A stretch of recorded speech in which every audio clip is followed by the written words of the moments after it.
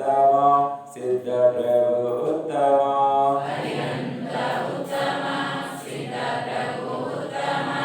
ಸಾಧು ಜೀವನ ಉತ್ತಮ ದಿನಧರ್ಮ ಉತ್ತಮ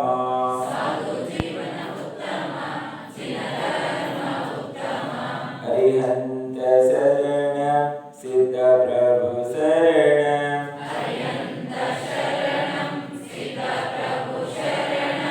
ಸಾಧು ಜೀವನ ಶರಣ ಜನಧರ್ಮ ಶರಣ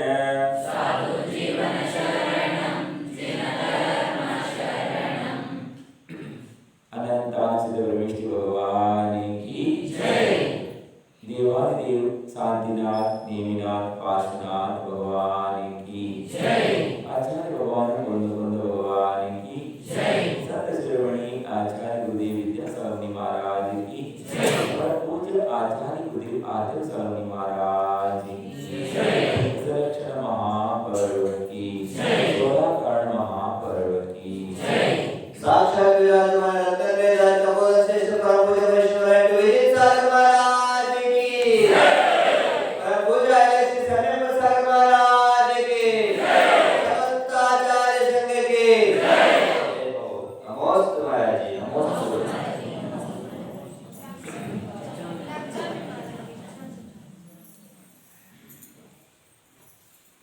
ಬಹಳ ಜನ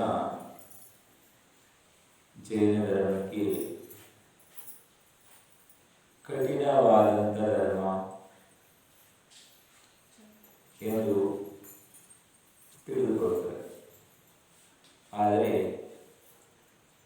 ಜೈನ ಧರ್ಮ ಬಹಳ ಸರಳವಾದಂಥ ಧರ್ಮ, ಸಹಜವಾದಂಥ ಧರ್ಮ. ಗರಿತವಿ ತನಕ ಮುಟ್ಟುವುದಕ್ಕೆ ನಾವು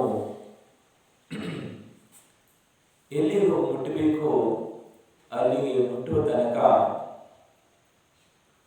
ಆ ಸಿದ್ಧಾಂತವನ್ನ ಫಾಲೋ ಮಾಡಬೇಕಾಗ್ತದೆ, ಅದನ್ನ ಅನುಕರಣೆಯನ್ನ ಮಾಡಬೇಕಾಗ್ತದೆ. ಆಚಾರ್ಯರು ಹೇಳಿದರು, ಯಾರು ಸಂಸಾರದಿಂದ ದುಃಖದಿಂದ ಅಂತ್ಯವನ್ನ ಪ್ರಾಪ್ತ ಮಾಡಿಕೊಳ್ಬೇಕು ಅಂದರೆ ಧರ್ಮದ ಮಾರ್ಗವನ್ನು ಹಿಡಿಯಬೇಕು, ಪದವನ್ನು ಹಿಡಿಯಬೇಕು. ಪದದಲ್ಲಿ ಹೋಗುವಾಗ ನಿಧಾನವಾಗಿ ತಮ್ಮ ಶಕ್ತಿ ಎಷ್ಟಿದೆ ಶಕ್ತಿಯನ್ನ ಮುಚ್ಚಿಡದೆ ಶಕ್ತಿಗೆ ಇದ್ದಷ್ಟು ಪ್ರಯಾಸವನ್ನ ಪುರುಷಾರ್ಥವನ್ನ ಮಾಡುವುದು. ನಿಮಗೆ ಎಷ್ಟು ಶಕ್ತಿ ಇದೆ ಅಷ್ಟೇ ತ್ಯಾಗ, ಅಷ್ಟೇ ತಪಸ್ಯ, ಅಷ್ಟೇ ವ್ರತ ಉಪವಾಸಗಳನ್ನು ಮಾಡುವುದಕ್ಕೆ ಜೈನ ಧರ್ಮದಲ್ಲಿ ಹೇಳಿದೆ. ಶಕ್ತಿಯನ್ನ ಅದಿಯೂ ಇಲ್ಲ, ಶಕ್ತಿ ಇದ್ರೂ ಸಹ ಶಕ್ತಿಯನ್ನ ಪ್ರಕಟ ಮಾಡದೆ ಮುಚ್ಚಿಡದೇನೆ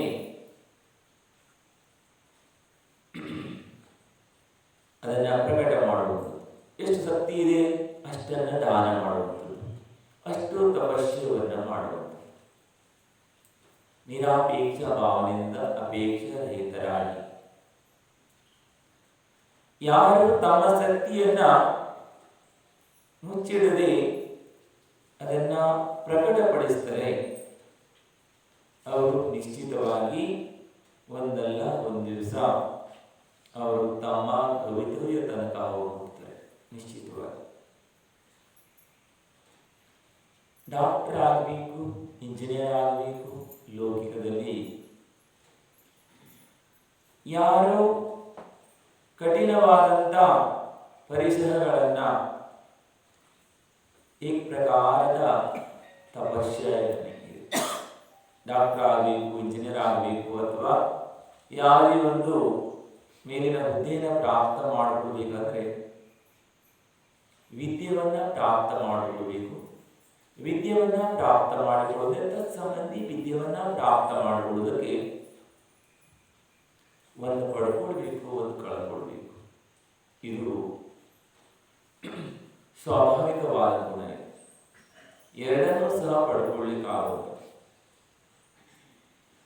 ಒಂದು ವಿದ್ಯೆಯನ್ನ ಪ್ರಾಪ್ತ ಮಾಡ್ಕೊಳ್ಬೇಕಂದ್ರೆ ವಿದ್ಯಾರ್ಥಿ ಆದವನು ಆತನು ಭೋಗವನ್ನ ರಸನೇಂದ್ರಿಯ ಮೇಲೆ ಕಂಟ್ರೋಲ್ ಇರಬೇಕು. ವಿದ್ಯಾರ್ಥಿಯು ನಿದ್ದೆಯನ್ನ ತ್ಯಾಗ ಮಾಡಬೇಕಾಗ್ತದೆ. ವಿದ್ಯಾರ್ಥಿಯಾದವನು ನಿರಸವಾದ ಭೋಜನವನ್ನ ಮಾಡಬೇಕಾಗ್ತದೆ. ತಂದೆ ತಾಯಿ ಪರಿವಾರ ಎಲ್ಲರಿಂದ ಬಹು ದೂರ ಎಲ್ಲಿ ತತ್ಸಂಬಂಧಿ ವಿದ್ಯಾ ಪ್ರಾಪ್ತ ಮಾಡಿಕೊಳ್ಳುವುದಕ್ಕೆ ಸಾಧ್ಯವಿದೆ ಅಂತ ಸ್ಥಾನದಲ್ಲಿ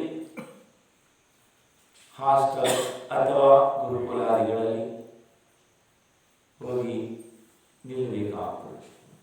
ಅಲ್ಲಿ ಚಾಪೆ ಮೇಲೆ ಮಲಗಬೇಕಾಗ್ತದೆ. ತಣ್ಣೀರು ಸ್ನಾನವನ್ನು ಮಾಡಬೇಕಾಗ್ತದೆ. ನಿರಸವಾದ ಭೋಜನವನ್ನ ಮಾಡಬೇಕಾಗ್ತದೆ. ಎಲ್ಲ ಸಹ ಮನೆಯಲ್ಲಿದ್ದಾಗನೇ ಎಲ್ಲ ವ್ಯವಸ್ಥೆಗಳು ಅಲ್ಲಿ ಇರುವುದು. ಆದರೆ ಅವೆಲ್ಲವನ್ನ ಸಹನ ಮಾಡಿಕೊಂಡು ಈ ಪ್ರಕಾರ ತಪಸ್ಯ ಎಲ್ಲವನ್ನ ಸಹನ ಮಾಡಿಕೊಂಡಾಗ ಮಾತ್ರ ಆ ಬಾಲಕ ತಾನು ಯಾವ ವಿದ್ಯೆಯನ್ನ ಕಲಿಬೇಕಂತೇಳಿ ಆತನು ಯಾವ ಮಾರ್ಗದಲ್ಲಿ ಹೋಗಿದ್ದ ಅದರಲ್ಲಿ ಆತನು ಯಶಸ್ವಿ ಆಗುವುದಕ್ಕೆ ಸಾಧ್ಯ. ಆದರೆ ಆತ ಭೋಗದಲ್ಲಿ ರುಚಿ ರುಚಿಯಾದ ತಿಂಡಿ, ರುಚಿ ರುಚಿಯಾದ ಊಟ, ರಸನೇಂದ್ರಿಯ ವಸೂತಾಗಿ ಅಥವಾ ಮನೆಯಲ್ಲಿರತಕ್ಕಂಥ ಎಲ್ಲ ಸೌಕರ್ಯಗಳ ವಿಚಾರವನ್ನ ಮಾಡ್ತಾ ಇದ್ರೆ ಆತ ವಿದ್ಯೆಯನ್ನ ಪ್ರಾಪ್ತ ಮಾಡಿಕೊಳ್ಳಿಕ್ಕಾಗಲ್ಲ. ಆದರೂ ಯಾವುದೇ ಸ್ಥಾನದಲ್ಲಿ ಉನ್ನತವಾದ ಹುದ್ದೆಗೆ ಉನ್ನತವಾದಂತಹ ಸ್ಥಾನವನ್ನ ಇರಲಿಕ್ಕಾಗಲ್ಲ, ಡಾಕ್ಟರ್ ಆಗ್ಲಿಕ್ಕಾಗಲ್ಲ, ಇಂಜಿನಿಯರ್ ಆಗ್ಲಿಕ್ಕೂ ಆಗಲ್ಲ. ಈ ಪ್ರಕಾರದ ಯಾವ ದೃಷ್ಟಿಯಿಂದ ತಪಸ್ಯ ಇರಬೇಕು. ಅದೇ ರೀತಿಯಾಗಿ ಆತ್ಮದನ್ನ ಪರಮಾತ್ಮನ ಮಾಡಬೇಕು. ನರನಿಂದ ನಾರಾಯಣತ್ವವನ್ನು ಪ್ರಾಪ್ತ ಮಾಡಿಕೊಳ್ಬೇಕು. ಸಂಸಾರದಲ್ಲಿ ಪರಿಭ್ರಮಣೆ ಮಾಡುವಂತ ಸಂಸಾರಿ ಜೀವವು ದುಃಖದಲ್ಲಿ ಅನಂತ ಕಾಲವು ಕಳೀತಾ ಇದೆ. ಸಂಸಾರ ದುಃಖಮಯವಾದಂಥದ್ದಿದೆ, ಶರೀರ ರೋಗಮಯವಾದಂಥದ್ದಿದೆ. ಈ ದುಃಖದಿಂದ ಶಾಶ್ವತವಾದಂಥ ಅತೀಂದ್ರಿಯ ಸುಖವನ್ನು ಪ್ರಾಪ್ತ ಮಾಡಿಕೊಳ್ಳಬೇಕು. ಅನಂತ ಸುಖ, ಅನಂತ ದರ್ಶನ, ಅನಂತ ಜ್ಞಾನ, ಅನಂತ ವೀರ್ಯ, ಅನಂತ ಬಲ, ಅನಂತ ಗುಣಗಳನ್ನ ಅನಂತ ಕಾಲದಲ್ಲೂ ಸಹ ಪ್ರಾಪ್ತ ಮಾಡಿಕೊಳ್ಳಬೇಕು. ಅಂದರೆ ಪ್ರತಿಯೊಂದು ಆತ್ಮನೂ ಸಹ ಪ್ರಾಪ್ತ ಮಾಡಿಕೊಳ್ಳತಕ್ಕಂತಹ ಸಾಮರ್ಥ್ಯವಿದೆ. ಆದರೆ ಕಲ್ಲಿನಲ್ಲಿ ಬಂಗಾರ ಇದೆ, ಎಳ್ಳಿನಲ್ಲಿ ಎಣ್ಣೆ ಇದೆ, ಹಾಲಿನಲ್ಲಿ ತುಪ್ಪ ಇದೆ. ಆತ್ಮದಲ್ಲಿ ಪರಮಾತ್ಮತ್ವವನ್ನು ಪ್ರಾಪ್ತ ಮಾಡಿಕೊಳ್ಳುವಂತಹ ಶಕ್ತಿ ಇದೆ. ಆದರೆ ಎಲ್ಲಿಯ ತನಕ ಪ್ರಕ್ರಿಯವಾಗಲ್ಲ, ಯಾವ ಪ್ರಕಾರವಾಗಿ ಪ್ರಾಪ್ತ ಮಾಡಿಕೊಳ್ಳುವಂತ ವಿಧಿ ಮತ್ತು ವಿಧಾನವನ್ನ ಜ್ಞಾನಿಗಳು ತಿಳಿದಂತವರು ಬೋಧನೆಯನ್ನ ಮಾಡಿದ್ದಾರೆ. ತಾವು ಕೊಟ್ಟಂತಹ ಸತ್ಯಾಂಶವನ್ನ ಭವ್ಯ ಜೀವಿಗಳ ಕಲ್ಯಾಣಕ್ಕಾಗಿ ಬೋಧನೆ ಮಾಡಿದ್ದಾರೆ. ಆ ಪದದಲ್ಲಿ ಎಲ್ಲಿ ತನಕ ಮುನ್ನಡೆಯಲ್ಲ, ಅಲ್ಲಿ ತನಕ ಸಂಭವತ ಇಲ್ಲ. ಬಂಧುಗಳೇ, ಭವ್ಯಾತ್ಮರು ಭವ್ಯ ಜೀವಿಗಳು ತಮ್ಮ ಕಲ್ಯಾಣಕ್ಕಾಗಿ ಧರ್ಮದ ಬೋಧನೆಯನ್ನ ಮಾಡಿದರು. ಅದರಲ್ಲಿ ಇಂದು ಸತ್ಯ ತಪ ಅಂದ್ರೆ ಶಕ್ತಿ ಇದ್ದಷ್ಟು ತಪಸ್ಯವನ್ನ ಮಾಡುವುದು, ತ್ಯಾಗವನ್ನ ಮಾಡುವುದು. ತಪ ಅಂದ್ರೆ ತಪನ ಎಲ್ಲಿಯ ತನಕ ತಪಸ್ಯವಾಗಲ್ಲ, ಎಲ್ಲಿಯ ತನಕ ತಪ ಮಾಡದೇನೆ ಪ್ರಾಪ್ತ ಮಾಡಿಕೊಳ್ಳಿಕ್ಕಾಗಲ್ಲ. ಹಾಲಿನಲ್ಲಿ ತುಪ್ಪ ಇದೆ, ಆದರೆ ಹಾಲನ್ನ ಏನ್ ಮಾಡ್ತಾರೆ? ಪೈಲ ಹಾಲನ್ನ ಹಿಂಡ್ಕೊಂಡು ಬಂದ್ಮೇಲೆ ಹಾಲನ್ನ ಸೋಸಿ ಕಾಯಿಸಿ, ಅಂದ್ರೆ ತಪಸ್ಯ ಅಂದ್ರೆ ಬೆಂಕಿಯ ಅಲ್ಲಿ ಅದನ್ನ ಕಾಯಿಸ್ತಾರೆ. ಕಾಸಿದಾಗ ಕಾಸಿರುವಂತ ಹಾಲನ್ನ ಮತ್ತೆ ಆರಿಸಿ ವ್ಯವಹಾರ ನಿಶ್ಚಯ, ಮತ್ತೆ ಪುನಃ ಹಾಲನ್ನ ಹಿಟ್ಟು ಹಾಕುವುದು. ಹಾಲಿಗೆ ಹಿಪ್ಪನ್ನ ಶುದ್ಧವಾದ ಪ್ರಕ್ರಿಯೆ, ಯಥಾ ತತ್ವ ಪ್ರಕ್ರಿಯೆಯಿಂದ ಏನಾಗಲ್ಲ, ಶುದ್ಧವಾದ ಮೊಸರು ಪ್ರಾಪ್ತವಾಗಲ್ಲ. ಶುದ್ಧವಾಗಿ ಅದರಲ್ಲಿ ಹಳೆಯ ಮಜ್ಜಿಗೆ ಮೊಸರು ಯಾವುದು ಅಲ್ಲ, ಅದರಲ್ಲಿ ಯಾವುದನ್ನು ಹಾಕುವಂಥದ್ದು ಬಾದಾಮ್ ಅಥವಾ ತೆಂಗಿನಕಾಯಿ ಗರಟೆ ಅಥವಾ ಮಾರ್ಬಲ್ ಪೀಸು ಆದಿ ಅದರಲ್ಲಿ ಹಾಕಿ ಹಾಲನ್ನ ಮೊಸರನ್ನು ಮಾಡಿ, ನಂತರ ಮೊಸರು ಆದ್ಮೇಲೆ ವ್ಯವಹಾರ ನಿಶ್ಚಯ ಅಂದ್ರೆ ಕಡಿಯುವಂಥದ್ದು. ಕಳೆದ ಮೇಲೆ ವ್ಯವಹಾರ ನಿಶ್ಚಯದಲ್ಲಿ ಅಂದ್ರೆ ಒಂದು ಕೈಯಲ್ಲಿ ವ್ಯವಹಾರ, ಇನ್ನೊಂದು ಕೈಯಲ್ಲಿ ನಿಶ್ಚಯ. ಆಚಾರ್ಯ ಭಗವಂತರು ಹೇಳ್ತಾರೆ, ಮೋಕ್ಷ ಮಾರ್ಗದಲ್ಲಿ ಯಾವ ಪ್ರಕಾರ ಒಂದು ಕೈಯಲ್ಲಿ ಮೂಲಾಚಾರ, ಒಂದು ಕೈಯಲ್ಲಿ ಸಮಯ ಸಾರ, ಎರಡು ಪ್ರಕಾರವಾಗಿ ಬ್ಯಾಲೆನ್ಸ್ ಮಾಡ್ತಾ ಕಡಿತಾ ಇದ್ದಾಗ ನಾವು ನೀತ್ ಅಂದ್ರೆ ಬೆಣ್ಣೆ ಬರ್ತದೆ. ವ್ಯವಹಾರ ಇಲ್ಲ, ನಿಶ್ಚಯ ಇಲ್ಲ, ಎರಡು ಬೇಕಾಗ್ತದೆ. ನಿಶ್ಚಯದಲ್ಲಿ ಹೋಗ್ಬೇಕಂದ್ರೆ ಪೈಲ ವ್ಯವಹಾರ ಬೇಕು. ಬೆಣ್ಣೆ ಬಂದಾಗ ಆ ಬೆಣ್ಣೆ ಅರ್ಧ ಮಜ್ಜಿಗೆಯಲ್ಲಿ ಮುಳುಗಿರುತ್ತದೆ, ಅರ್ಧ ಏನು ತೇಲ್ತಾ ಇರ್ತದೆ.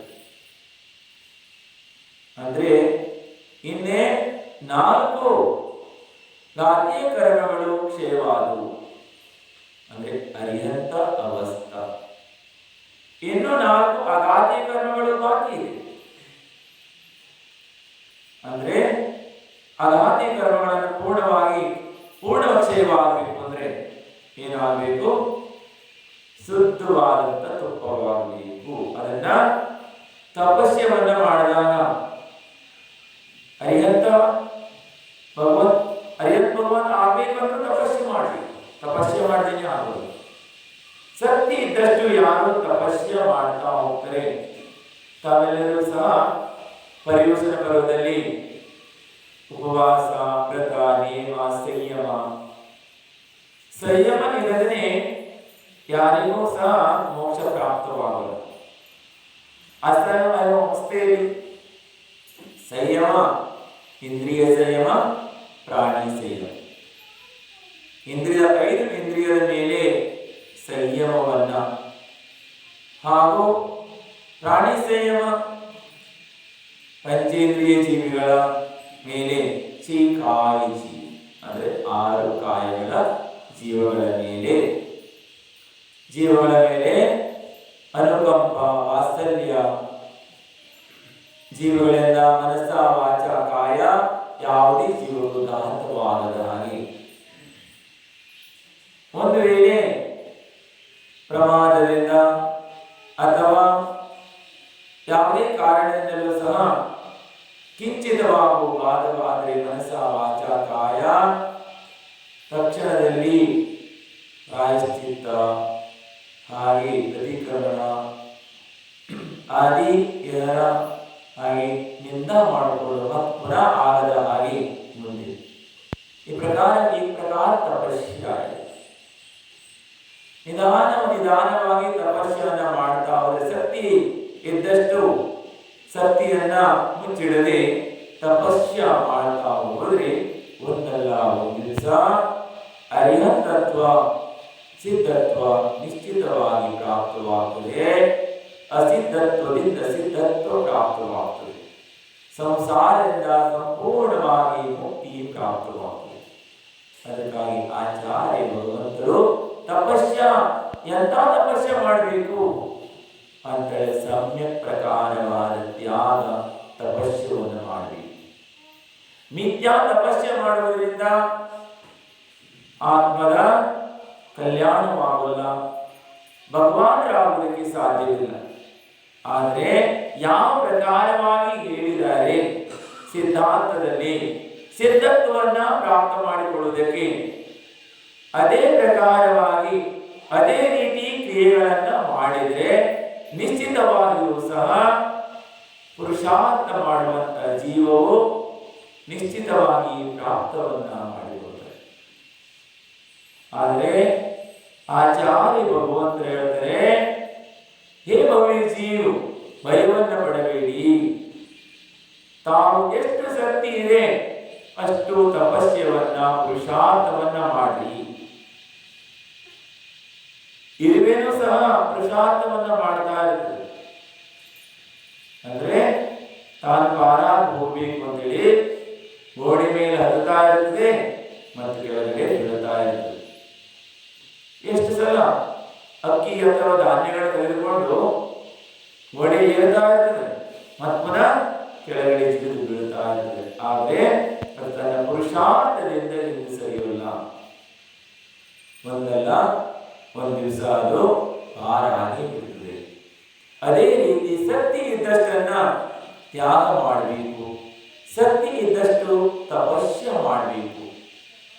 ತಪಸ್ಯ ಮಾಡದೇನೆ ನಮ್ಮಲ್ಲಿರತಕ್ಕಂಥ ಕರ್ಮಗಳನ್ನ ನಾಶ ಮಾಡಲಿಕ್ಕಾಗಲ್ಲ. ಕರ್ಮವನ್ನ ಬಂಧ ಮಾಡಿಕೊಂಡವರು ಆತ್ಮನೇ. ಆ ಕರ್ಮವನ್ನ ತಪಸ್ಸಿನ ಮುಖಾಂತರ ಪೂರ್ಣವಾಗಿ ನಷ್ಟವನ್ನು ಮಾಡುವವರು ಸಹ ಆತ್ಮನೇ ಇಲ್ಲ. ಅದಕ್ಕೆ ಆಚಾರ್ಯ ಭಗವಂತರು ಕರ್ಮವನ್ನ ನಷ್ಟ ಮಾಡಿಕೊಳ್ಳುವುದಕ್ಕಾಗಿ, ಕರ್ಮವನ್ನು ಪೂರ್ಣವಾಗಿ ನಾಶ ಮಾಡುವುದಕ್ಕಾಗಿ ಸಮ್ಯಕ್ ಪ್ರಕಾರವಾದಂತಹ ತಪಸ್ಯವನ್ನ ಶಕ್ತಿ ಇದ್ದಷ್ಟು ಮಾಡಬೇಕು, ಶಕ್ತಿ ಇದ್ದಷ್ಟು ತ್ಯಾಗವನ್ನು ಮಾಡಬೇಕು, ಶಕ್ತಿ ಇದ್ದಷ್ಟು ಉಪವಾಸ ನಿಯಮಾದಿಗಳನ್ನ ಪಾಲನೆ ಮಾಡಬೇಕು. ಮುಂದೆ ಮಹಾವ್ರತದ ರೂಪದಲ್ಲಿ ಧಾರಣೆ ಮಾಡಬೇಕು ಎನ್ನುವುದಕ್ಕಾಗಿ ಅಭ್ಯಾಸ ರೂಪದಲ್ಲಿ ಪರ್ವ ದಿನಗಳಲ್ಲಿ ದಶಲಕ್ಷಣ, ಅಷ್ಟಾನಿಕ, ಸೋಲಾಕಾರಣ ಪರ್ವಗಳಲ್ಲಿ ವಿಶೇಷವಾಗಿ ಅಭ್ಯಾಸ ರೂಪದಲ್ಲಿ ಶ್ರಾವಕರು ಸಹ ಮುಂದೆ ಶ್ರವಣರಾಗುವುದಕ್ಕಾಗಿ ಮಹಾವ್ರತವನ್ನ ಧಾರಣೆ ಮಾಡುವುದಕ್ಕಾಗಿ, ಮಹಾವ್ರತವನ್ನ ಎಲ್ಲರೂ ಧಾರಣೆ ಮಾಡಲೇಬೇಕು. ಮಹಾವ್ರತವನ್ನ ಧಾರಣೆಯನ್ನು ಮಾಡದೇನೆ, ಸಂಯಮವನ್ನು ಪಾಲನೆ ಮಾಡದೆ, ತಪಸ್ಯವನ್ನ ಮಾಡದೇನೆ, ಇಂದ್ರಿಯ ಸಂಯಮ, ಪ್ರಾಣಿ ಸಂಯಮವನ್ನ ಪಾಲನೆಯನ್ನ ಮಾಡದೆ ಯಾರಿಗೂ ಸಹ ಸ್ವರ್ಗ ಮೋಕ್ಷಗಳು ಪ್ರಾಪ್ತವಾಗಲ್ಲ. ಮೋಕ್ಷಕ್ಕೆ ಹೋಗ್ಬೇಕಂದ್ರೆ ಅನಿವಾರ್ಯವಾದಂಥದ್ದಿದೆ. ಆದರೆ ತಪಸ್ಯ ಮಾಡದೇನೆ ಯಾರಿಗೂ ಸಹ ಮೋಕ್ಷ ಪ್ರಾಪ್ತವಾಗಲ್ಲ. ಅದಕ್ಕಾಗಿ ಎಲ್ಲರೂ ಸಹ ಶಕ್ತಿ ಇದ್ದಷ್ಟು ತಪಸ್ಯವನ್ನ ಮಾಡಬೇಕು. ತಾವೆಲ್ಲರೂ ಸಹ ತಪಸ್ಯವನ್ನ ಮಾಡ್ತಾ ಇದ್ದೀರಿ, ಆದರೆ ಇನ್ನೊಂದು ಸ್ವಲ್ಪ ಶಕ್ತಿಯನ್ನ ಹಾಕಿ ಪ್ರಯೋಗ ಮಾಡಿ. ಶಕ್ತಿ ಯಾಕೋ ಕಡಿಮೆ ಆಗ್ತಾ ಇದೆ. ಮಹಾರಾಜರೇ, ಬಹಳ ಆಯ್ತು ನಮ್ಮ ಶಕ್ತಿ ಬಹಳ ಶಕ್ತಿ ಆಯ್ತು, ಆದರೆ ಇನ್ನೂ ಸಹ ಶಕ್ತಿಯನ್ನ ಜಾಸ್ತಿ ಏನು ಮಾಡಬೇಕು? ನಮ್ಮಲ್ಲಿ ಎಷ್ಟು ಶಕ್ತಿ ಇದೆ ಪೂರ್ಣವಾಗಿ ತಪಸ್ಯದಲ್ಲಿ ಏನು ಮಾಡಬೇಕು? ತೊಡಗಿಸಿಕೊಳ್ಬೇಕು, ಪುರುಷಾರ್ಥವನ್ನು ಮಾಡಬೇಕು. ನಾಳೆ ಅಷ್ಟಮಿ ಇದೆ. ಅಷ್ಟಮಿ ಪರ್ವತಿಥಿ ಅಂತ ಹೇಳ್ತಾರೆ. ಈ ಪರ್ವತಿಥಿಗಳಲ್ಲಿ ವಿಶೇಷವಾದಂತಹ ತ್ಯಾಗ, ತಪಸ್ಯ, ವ್ರತಾದಿಗಳನ್ನ ಪಾಲನೆಯನ್ನು ಮಾಡ್ತಾರೆ.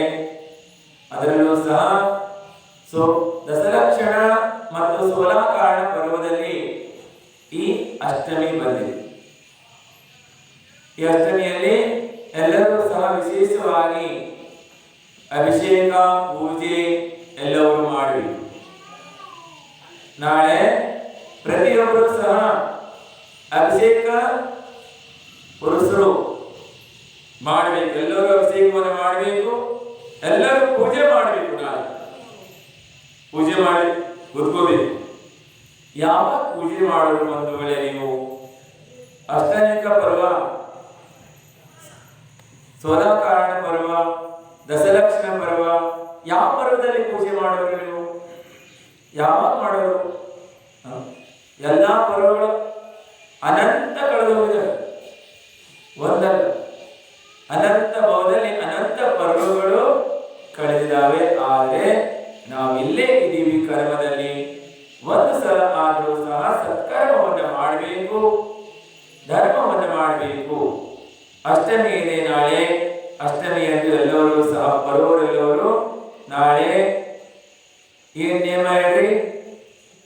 ಎಲ್ಲರೂ ಸಹ ನಾಳೆ ದಿವಸ ಪ್ರತಿಯೊಬ್ಬರು ಪುರುಷರು ಸಹ ಅಭಿಷೇಕವನ್ನು ಮಾಡಬೇಕು, ಪೂಜೆ ಮಾಡಬೇಕು. ನಾಳೆ ಮಹಿಳೆಯರೆಲ್ಲರೂ ಸಹ ಅಭಿಷೇಕವನ್ನ ಮಾಡುವವರನ್ನು ಕರ್ಕೊಂಡು ಬರಬೇಕು. ಏನ್ ಮಾಡಬೇಕು? ಧರ್ಮರಾಯರನ್ನ ಧರ್ಮ ಕಾರ್ಯದಲ್ಲಿ ಕರೆದುಕೊಂಡು ಬರಬೇಕು. ಧರ್ಮ ಪತ್ನಿಯವರ ಆದ್ಯವಾದಂತಹ ಕರ್ತವ್ಯವಿದೆ. ಧರ್ಮದಲ್ಲಿ ಹಚ್ಚಬೇಕು. ನೀವು ಧರ್ಮ ಮಾಡಿ ಸ್ವರ್ಗಕ್ಕೆ ಹೋಗ್ತೀರಿ, ಅವರು ಕರ್ಮ ಮಾಡಿ ನರಕಕ್ಕೆ ಹೋಗ್ತಾರೆ. ಏಳೇಳು ಜನ್ಮದಲ್ಲೂ ನೀವೇ ಪತಿ ಪರಮೇಶ್ವರ ಆಗಲಿ ಅಂತ ಬೇಡ್ಕೊಂತೀರಿ ದೇವರಲ್ಲಿ. ಆದ್ರೆ ಅವ್ರು ಹೇಗಾಗ್ಲಿಕ್ಕೆ ಸಾಧ್ಯ? ನಿಮ್ಮ ಮೇಲೆ ಟಿಕೆಟ್, ಅವ್ರ ಕೆಳಗೆ ಟಿಕೆಟ್. ಆಗ ಏನ್ ಮಾಡಬೇಕು? ಅವರಿಗೆ ಸತತವಾಗಿ ನೀವು ಪುರುಷಾರ್ಥವನ್ನು ಮಾಡಬೇಕು, ಕರ್ಕೊಂಡು ಬರಬೇಕು. ನೀವು ಯಾವ ರೀತಿಯಾಗಿ ಪತಿ ಮೇಲೆ ಪ್ರೇಮವಿದೆ ಅಂತೇಳಾದ್ರೆ ಪತಿಯನ್ನ ಧರ್ಮಾತ್ಮರವಾಗಿ ಮಾಡಬೇಕು.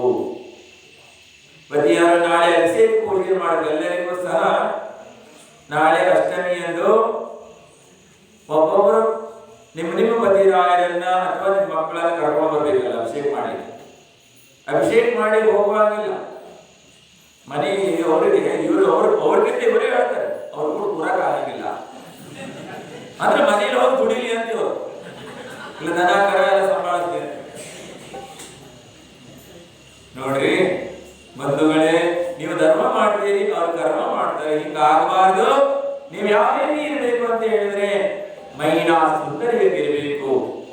ಯಾವಾಗಲೂ ಸಹ ಸದಾ ಕಾಲ ಜನ್ಮ ಜನ್ಮದಲ್ಲಿ ಪತಿಯೊಂದಿಗೆ ಸಾಥ್ ಕೊಡ್ತಾ ಇದ್ವು.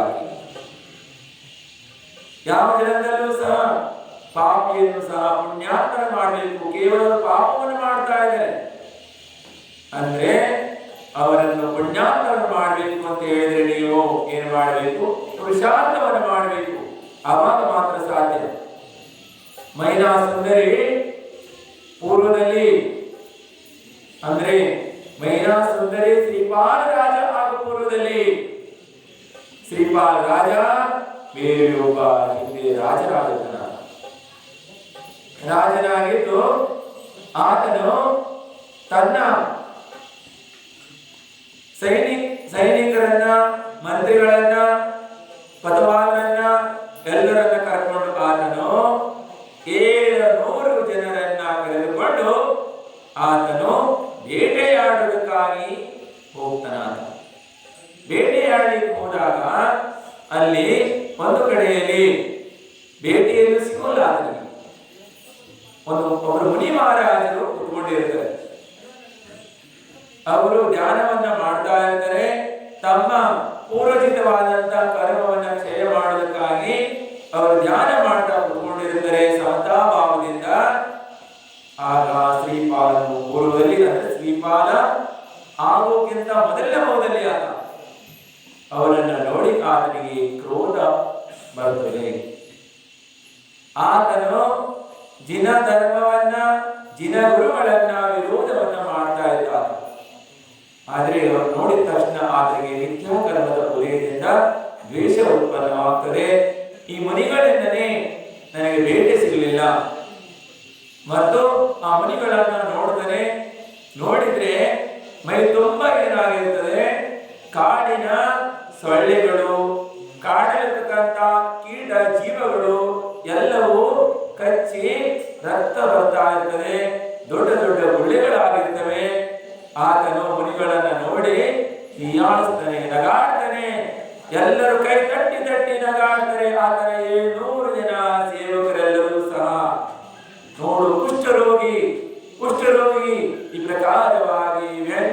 ಸಾಮೂಹಿಕವಾಗಿ ಅವರನ್ನ ಹೀಯಾಳಿಸ್ತನಾತ.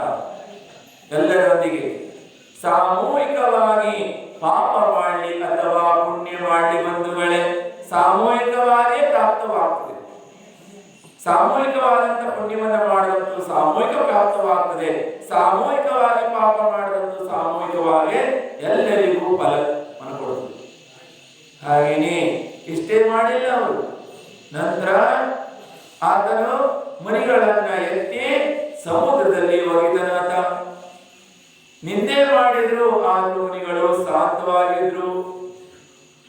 ಹಾಗೇನೆ ತಗೊಂಡೋಗಿ ಸಮುದ್ರದಲ್ಲಿ ಎತ್ತಿ ಹೋದ್ರು ಸಹ ಮುನಿ ಮಹಾರಾಜರು ಶಾಂತವಾಗಿರ್ತಾರೆ.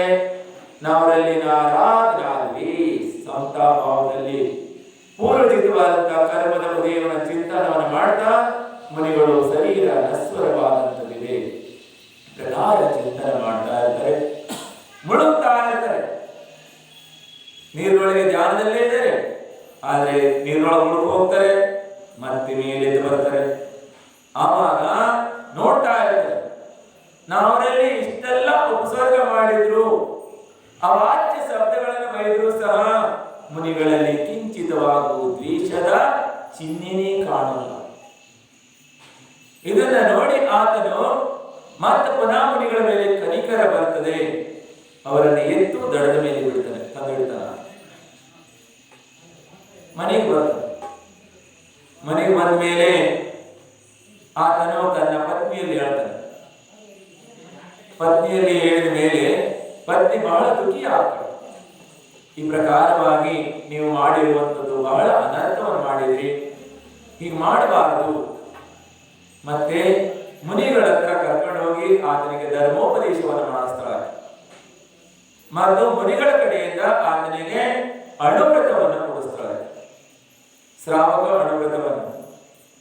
ಅಣುವ್ರತವನ್ನು ಸ್ವೀಕಾರ ಮಾಡಿ ನಂತರ ಆತನು ಇದರ ಪ್ರಭಾವದಿಂದ ಸ್ವರ್ಗಲೋಕದಲ್ಲಿ ದೇವ ಪರ್ಯಾಯವನ್ನು ಪ್ರಾಪ್ತ ಮಾಡಿಕೊಳ್ತಾನೆ. ಅಲ್ಲಿಂದ ಆತನು ಸುತನಾಗಿ ಆಯು ಮುಗಿದ ಮೇಲೆ ಶ್ರೀಪಾಲನಾಗಿ ಜನ್ಮವನ್ನು ಪಡೆದುಕೊಂಡ್ರೆ ಬಹಳ ದೊಡ್ಡ ಕಥೆ. ಶ್ರೀಪಾದ ಚರಿತ್ರೆ ಹೇಳಬೇಕಂದ್ರೆ 8 ದಿವಸ ಸಿದ್ಧಚಕ್ರ ವಿಧಾನ ಸಾಕಾಗಲ್ಲ. ಅದಿಷ್ಟೇ ಕೇಳಿ, ಸಮಯ ಆಯ್ತೀಗ, ವಿಕಲ್ಪ ಆಗ್ತಿದೆ ನಿಮಗೆಲ್ಲ. ಹೌದಲ್ಲ, ಮಹಾರಾಜ ದೊಡ್ಡ ಪ್ರವಚನ ಮಾಡ್ತಾರೆ. ಇಲ್ಲ, ಎಷ್ಟಿಗೆ ಮುಗಿಸ್ತಾ ಇದ್ದೀವಿ ನೋಡ್ರಿ. ಶ್ರೀಪಾದ ರಾಜ ಆತ ಜನ್ಮವನ್ನ ಪಡೆದುಕೊಂಡ. ಪೂರ್ವದಲ್ಲಿ ಮಾಡಿರುವಂತಹ ಜಿನಭಕ್ತಿಯ ಪ್ರಭಾವ, ಪೂರ್ವದಲ್ಲಿ ಜಿನಧರ್ಮದಲ್ಲಿ ಆತನು ದೇವ ಶಾಸ್ತ್ರ ಗುರುಗಳ ಶ್ರದ್ಧೆಯನ್ನು ಮಾಡಿ ಅಣುವ್ರತವನ್ನು ಪ್ರಾಪ್ತ ಮಾಡಿಕೊಂಡಿದ್ದ. ಇದರ ಪ್ರಭಾವದಿಂದ ಆತನು ಸ್ವರ್ಗದಿಂದ ರಾಜನ ಅಂಶದಲ್ಲಿ, ಅಂದ್ರೆ ಆತನು ಉತ್ತಮವಾದಂತಹ ಕುಲದಲ್ಲಿ ಆತನು ಜನ್ಮವನ್ನು ಪಡೆದುಕೊಳ್ಳುತ್ತಾನೆ. ಉತ್ತಮವಾದಂತಹ ಜನ್ಮವನ್ನು ಪಡೆದುಕೊಂಡು ಆತನು ಬಹು ಸುಂದರನಿರ್ತಾನಾತ. ಅಂದ್ರೆ ಕಾಮದಿ ಸುಂದರವಾದಂತಹ ರೂಪ ಆತನು.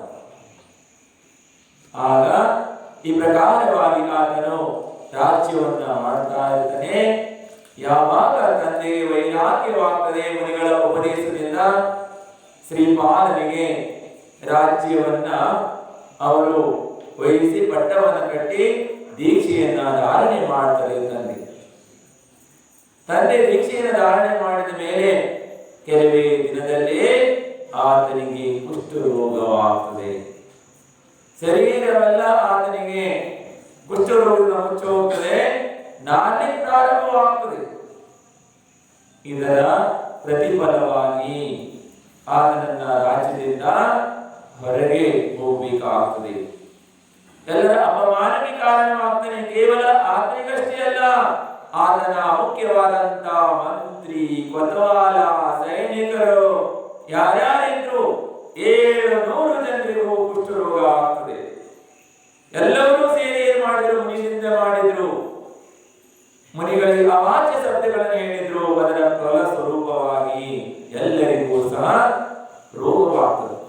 ಅಸಾಧ್ಯವಾದ ವೇದನ, ಎಷ್ಟು ದುಃಖವಾಗ್ತದೆ ಅಂದ್ರೆ, ಕುಷ್ಠ ರೋಗದಿಂದ ಆತನ ಗಾಳಿ ಯಾವ ದಿಕ್ಕಿಗೆ ಹರಿದರೂ ಸಹ ಆ ದಿಕ್ಕಿನ ಜನವೆಲ್ಲರೂ ಸಹ ಪ್ರಾಣ ಸಂಕಟಕ್ಕೆ ನರಕಕ್ಕೆ ಗುರಿಯಾಗ್ತಿದ್ರು. ಅಂದ್ರೆ ಸಹಿಸ್ಕೊಳ್ಳಿಕ್ಕೆ ಆಗ್ತಾ ಇಲ್ಲ, ಅಷ್ಟು ದುರ್ವಾಸನ ದೂರ ದೂರ ತನಕ ಗಾಳಿಯಿಂದ ಹೋಗ್ತಾ ಇರ್ತದೆ. ಪೂರ್ವದ ಗಾಳಿ ಬೀಸಿದರೆ ಪಶ್ಚಿಮದ ಜನರಿಗೆ ಬಾಧೆಯಾಗ್ತಾ ಇತ್ತು, ದಕ್ಷಿಣದ ಗಾಳಿ ಬೀಸಿದರೆ ಉತ್ತರದವರಿಗೆ ಬಾಧೆ ಆಗ್ತಿತ್ತು, ಉತ್ತರದ ಗಾಳಿ ಬೀಸಿದರೆ ದಕ್ಷಿಣದವರು ವೇದನೆಯನ್ನು ಅನುಭವಿಸ್ತಾ ಇದ್ರು. ಹಾಗೆ ನಗರದಲ್ಲಿ ಅಸಾಧ್ಯವಾದಂತಹ ವೇದನಾ, ಪ್ರಜೆಗಳೆಲ್ಲರೂ ದುಃಖಿಯಾಗ್ತಾರೆ. ದಿನದಿಂದ ಜನಕ್ಕೆ ಸಹಿಸಲಿಕ್ಕಾಗಲ್ಲ, ರೋಗ ಉದ್ಭವ ಆಗ್ತಾ ಇರ್ತದೆ, ಶರೀರ ಕೊಳೆತು ಕೊಳೆತು ಬೀಳುತ್ತಾ ಇರ್ತದೆ, ದುರ್ಗಂಧ ಹೊರಡ್ತಾ ಇರ್ತದೆ, ಯಾರು ಸಹ ಉಚ್ಚಾರ ಮಾಡುವುದಿಲ್ಲ. ರಾಜನಾಗಿದ್ದ ರಾಜನಿಗೆ ಬಹಳ ದೊಡ್ಡ ದೊಡ್ಡ ವೈದ್ಯರ ಒಂದು ಉಪಚಾರವನ್ನು ಮಾಡ್ತಾರೆ. ಯಾವ ವೈದ್ಯರ ಉಪಚಾರವೂ ಸಹ ಫಲಕಾರಿಯಾಗಲ್ಲ, ಎಲ್ಲವೂ ನಿಷ್ಫಲವಾಗ್ತದೆ. ಆದರೆ ವೈದ್ಯರ ಉಪಚಾರ ಕೇವಲ ನಿಮಿತ್ತ ಮಾತ್ರ ಬಂಧುಗಳೇ. ಆದರೆ ಆ ಜೀವಿಗಳ ಉಪಾದಾನ ಕರ್ಮದ ಕ್ಷಯೋಕ್ಷಮ ಅಂದ್ರೆ ಕರ್ಮ ನಿರ್ಜರಿಯಾಗುವಂತದಿದ್ರೆ ಮಾತ್ರ ಏನಾಗ್ತದೆ, ವೇದನೆಯ ಕರ್ಮದ ಉಪಶಮವಿದ್ರೆ ರೋಗವು ಗುಣವಾಗುವುದಕ್ಕೆ, ವೇದನಾ ದೂರ ಆಗುವುದಕ್ಕೆ ಕೇವಲ ವೈದ್ಯರು ಮತ್ತು ವೈದ್ಯರು ಕೊಡುವಂತಹ ಔಷಧಿಯು ಕೇವಲ ನಿಮಿತ್ತವಾಗ್ತದೆ. ಆದರೆ ಯಾವ ವೈದ್ಯರು, ದೊಡ್ಡ ದೊಡ್ಡ ವೈದ್ಯರ ಔಷಧಿಯು ಸಹ ಯಾವುದೇ ಫಲಕಾರಿಯಾಗಲ್ಲ. ಇದರಿಂದ ಬಹು ದುಃಖಿಯಾಗ್ತದೆ. ನಂತರ ಎಲ್ಲ ಪ್ರಜೆಗಳು ಒಟ್ಟಾಗಿ ಬಂದು ನಿವೇದನೆಯನ್ನ ಮಾಡ್ತಾರೆ. ಪ್ರಭುಗಳೇ, ನಿಮ್ಮ ಮುಂದೆ ಹೇಳಲಿಕ್ಕೆ ಆಗ್ತಾ ಇಲ್ಲ, ಆದ್ರೂ ಸಹ ನಾವು ತಡೀರಿ ನಿವೇದನೆಯನ್ನ ಮಾಡ್ತಾ ಇದ್ದೀವಿ, ಸಹಿಸ್ಲಿಕ್ಕೆ ಆಗ್ತಾ ಇಲ್ಲ, ಇದು ಈ ದುರ್ಗಂಧವನ್ನ ಸಹನ ಮಾಡ್ಲಿಕ್ಕೆ ಆಗ್ತಾ ಇಲ್ಲ ಎನ್ನುವುದನ್ನ ಅವರು ನಿವೇದನವನ್ನು ಮಾಡ್ತಾರೆ. ತಿಳಿದವರಿಗೆ ಸಂಕೇತ ಮಾತ್ರವೇ ಅರ್ಥವಾಗ್ತದೆ, ಆದರೆ ತಿಳಿದಿದ್ದವರಿಗೆ ಎಷ್ಟು ಹೇಳಿದ್ರು ಏನು ಪ್ರಯೋಜನವಾಗಲ್ಲ. ಬೆಳಿಗ್ಗೆಯಿಂದ ಸಂಜೆ ತನಕ ರಾಮಾಯಣ ಹೇಳಿದ್ರು ಸಹ ಮತ್ತೆ ಕೇಳ್ತಾರೆ ರಾಮ ಸೀತೆ ಏನಾಗಬೇಕು ಅಂತ. ಆದ್ರೆ ನಿಸಾರ ಮಾಡಿದ್ರೆ ಸಾಕು, ಅದೇ ರೀತಿ ಶ್ರೀಪಾಲನಿಗೆ ಅರ್ಥವಾಗ್ತದೆ, ನನ್ನಿಂದ ಪ್ರಜೆಗಳೆಲ್ಲ ದುಃಖಿ ಆಗ್ತಾ ಇದ್ದಾರೆ. ತಿಳಿದು ಆತ ರಾಜ್ಯವನ್ನು ತೊರೆದು ತನ್ನ 700 ಜನ ರೋಗಿಗಳೊಂದಿಗೆ ಆತನು ಅರಣ್ಯದಲ್ಲಿ ಹೋಗ್ತಾನೆ. ಅರಣ್ಯದಲ್ಲಿ ಇನ್ನೂ ಕೀಟಗಳು ಕಚ್ಚುತ್ತವೆ, ವೇದನ ಆಗ್ತದೆ, ಎಲ್ಲವನ್ನ ಸಹನ ಮಾಡುವಂತ ಆತ ಹೋಗ್ತಾ ಇರ್ತಾನೆ. ಇವೆಲ್ಲವೂ ಪೂರ್ವದಲ್ಲಿ ಮಾಡಿರುವಂತ ಮುನಿ ನಿಂದೆಯ ಪ್ರಭಾವದಿಂದ ಮುನಿಗಳಿಗೆ ಆತನು ಅಷ್ಟೇ ಅಲ್ಲ, ಮುನಿಗಳಿಗೆ ಆತನು ತಲವಾರನ್ನ ಹೊಡೆಯಲಿಕ್ಕೆ ಹೋಗ್ತಾನೆ. ಒಮ್ಮೆ ಆ ತಲವಾರನ್ನ ಹೊಡೆಯಬೇಕಂತೇಳಿ ತಲವಾರ ಎತ್ತುತ್ತಾನೆ. ಎದ್ದಿದ ತಕ್ಷಣ ಆತನ ಮನಸ್ಸು ಪರಿವರ್ತನೆಯಾಗ್ತದೆ. ಯಾವಾಗ ಆತ ಶ್ರೀಪಾಲನಾಗಿದ್ದ, ತದ್ಗವ ಮೋಕ್ಷಗಾಮಿಯಾಗಿದ್ದ, ಅದೇ ಭಾವದಲ್ಲಿ ಆತನು ಮೋಕ್ಷಕ್ಕೆ ಹೋಗುವಂತವನಿದ್ದ. ಆದರೆ ಕರ್ಮ ಅವನಿಗೆ ಕ್ಷಮ ಮಾಡಿಲ್ಲ. ಏನ್ ಮಾಡಿಲ್ಲ? ಕ್ಷಮ ಮಾಡಿಲ್ಲ. ಅದಕ್ಕೆ ಕರ್ಮ ಯಾರಿಗೂ ಕ್ಷಮ ಮಾಡಲ್ಲ ಬಂಧುಗಳೇ. ಕಾಮದೇವಿಂದ ಒಂದು ಸುಂದರವಾದಂತ ರೂಪ, ಅದೇ ಮೊದಲೇ ಮೋಕ್ಷಕ್ಕೆ ಹೋಗುವವರಿದ್ರು, ಆದರೂ ಸಹ ನಿಕಾಚಿತ ಕರ್ಮವು ಕ್ಷಮ ಮಾಡಲ್ಲ, ಫಲವನ್ನು ಕೊಟ್ಟೇ ಹೋಗ್ತದೆ. ಅನ್ಯ ಕ್ಷೇತ್ರದಲ್ಲಿ ಮಾಡಿರುವಂತಹ ಪಾಪವೆಲ್ಲವೂ ಧರ್ಮ ಕ್ಷೇತ್ರದಲ್ಲಿ ನಿವಾರಣೆ ಆಗ್ತದೆ. ಧರ್ಮ ಕ್ಷೇತ್ರದಲ್ಲಿ ಮಾಡಿದಂತಹ ಪಾಪವು ವಜ್ರಲೇಪೇ ಭವಿಷ್ಯಾಮಿ, ವಜ್ರದಲ್ಲಿ ಕೆತ್ತಿದಂತಹ ಶಾಸನದಾಗುತ್ತೆ. ವಜ್ರದಲ್ಲಿ ಯಾವ ರೀತಿ ಶಾಸನವನ್ನು ಕೆತ್ತಿದ್ರೆ ಅಳಸಲ್ಲ, ಅದೇ ರೀತಿಯಾಗಿ ಮುಂದೆ ಜೀವವು ಭೋಗಿಸಬೇಕಾಗ್ತದೆ. ಅದಕ್ಕಾಗಿ ದೇವ ಶಾಸ್ತ್ರ ಗುರುಗಳ ಭಕ್ತಿ ಪೂಜೆ ವಿನಯ ಮಾಡುವುದರಿಂದ ಭವ್ಯ ಜೀವಿಗಳ ಅನಾದಿ ಕಾಲದಿಂದ ಕಟ್ಟಲ್ಪಟ್ಟಂತಹ ಕರ್ಮವೆಲ್ಲವೂ ನಾಶವಾಗಿ ಹೋಗ್ತದೆ. ಆದರೆ ದೇವ ಶಾಸ್ತ್ರ ಗುರುಗಳ ನಿಂದೆಯನ್ನು ಮಾಡಿದರೆ ಅವರು ಶಾಪವನ್ನು ಕೊಡಲ್ಲ.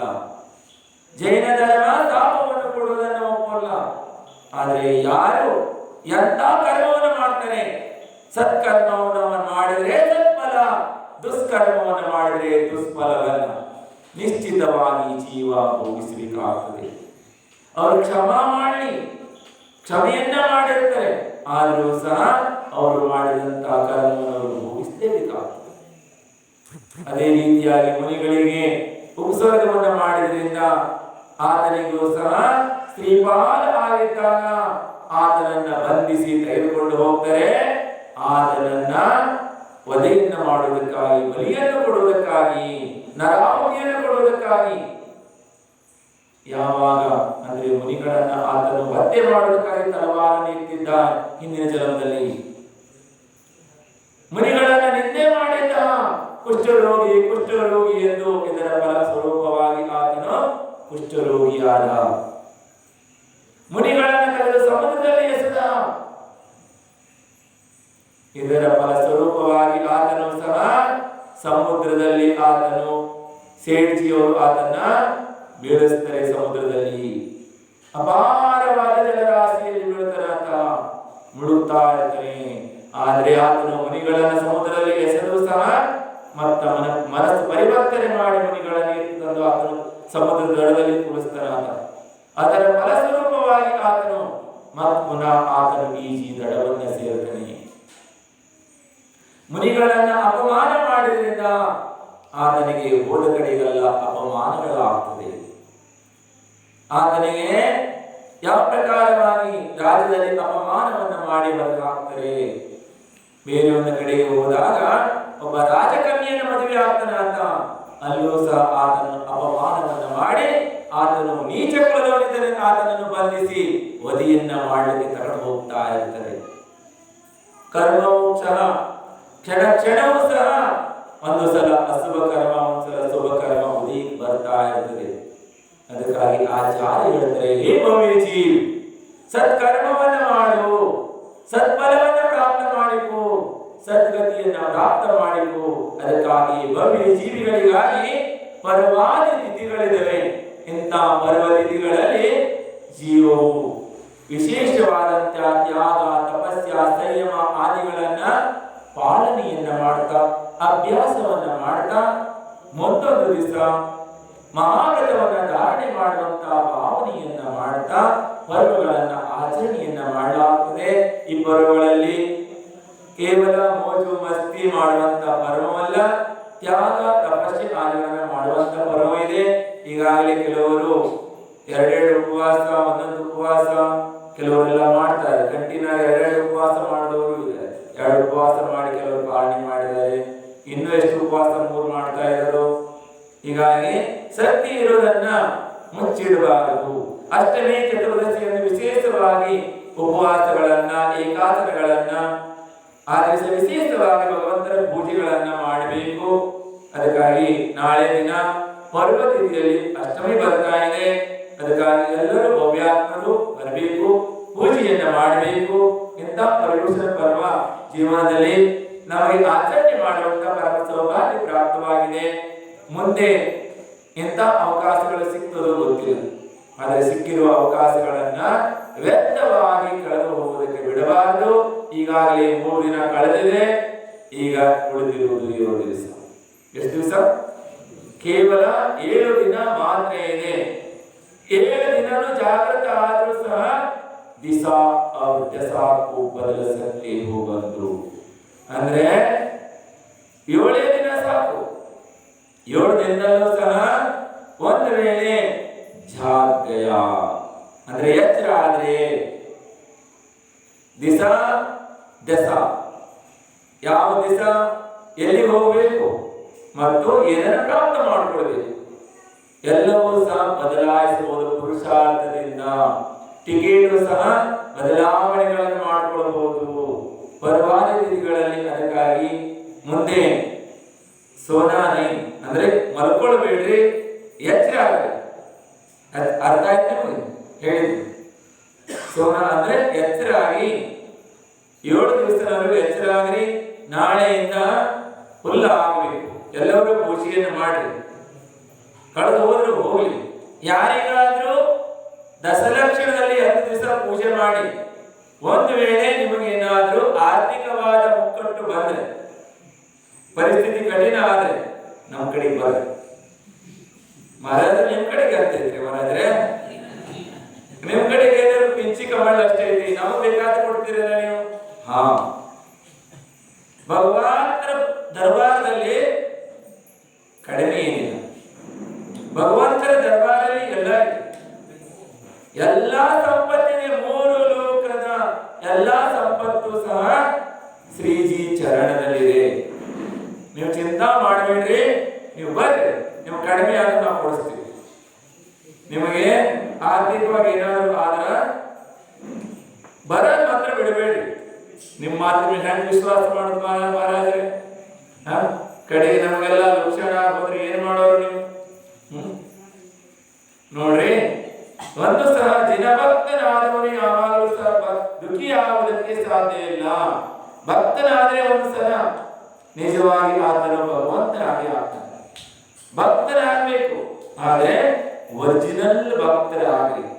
ಒರಿಜಿನಲ್ ದೇವ ಶಾಸ್ತ್ರ ಗುರುಗಳ ಭಕ್ತರಾಗ್ರಿ. ಆದ್ರ ಡೂಪ್ಲಿಕೇಟ್ ಆಗಬೇಡ್ರಿ. ಏನಾಗಬೇಡ್ರಿ? ಒರಿಜಿನಲ್ ಆಗ್ಬೇಕು. ಒರಿಜಿನಲ್ ಭಕ್ತಿ ಮಾಡ್ರಿ.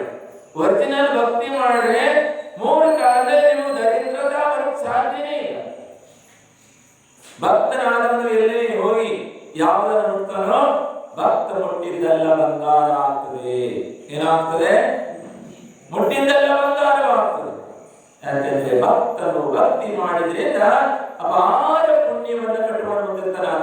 ಆ ಪುಣ್ಯದ ಬಲದಿಂದ ಪುಣ್ಯಾತ್ಮರು ಎಲ್ಲೆಲ್ಲ ಹೋಗ್ತಾರೆ. ಪುಣ್ಯದ ಬಲದಿಂದ ಎಲ್ಲವೂ ಸಹ ಆತನಿಗೆ ಒಳ್ಳೆಯದೇ ಆಗ್ತದೆ. ಆತನಿಗೆ ಸುಖವೇ ಪ್ರಾಪ್ತವಾಗ್ತದೆ, ದುಃಖ ಪ್ರಾಪ್ತವಾಗಲ್ಲ, ದರಿದ್ರದ ಬರಲ್ಲ.